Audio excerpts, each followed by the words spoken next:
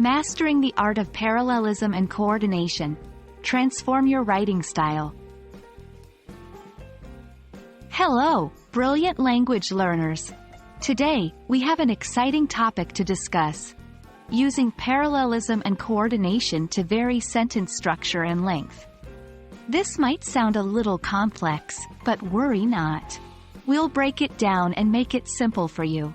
Using parallelism and coordination effectively can transform your writing, making it more fluent, engaging, and easy to read. So, let's dive right in. Parallelism, or parallel structure, refers to using similar grammatical forms or patterns in a sentence.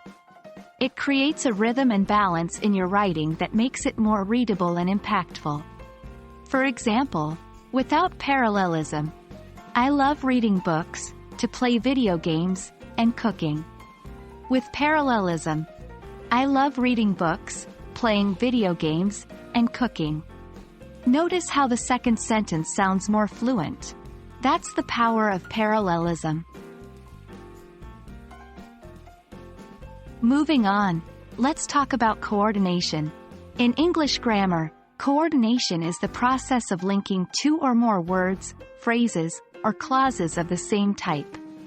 We usually use coordinating conjunctions like and, or, but, for this.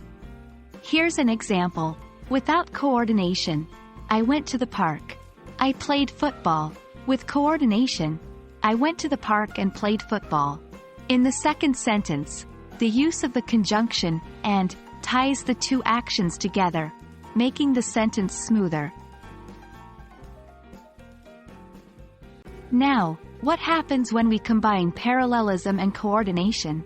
We get a rich, varied sentence structure that's engaging and coherent. Let's see an example. Without parallelism or coordination, I went to the market. I bought fruits. I also bought vegetables. With parallelism and coordination, I went to the market and bought fruits and vegetables. The second sentence is much smoother, isn't it? That's the magic of using parallelism and coordination together.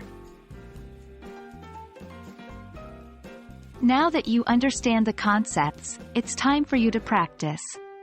Here's a fun exercise. Take a few simple sentences and try to rewrite them using parallelism and coordination. Remember, practice makes perfect. And that's a wrap on using parallelism and coordination to vary sentence structure and length. We hope this lesson helps to take your English writing to the next level. Remember, mastering these techniques will not only improve your writing but also your reading comprehension. So, keep practicing, and don't forget to stay curious and keep learning. Until next time, happy writing!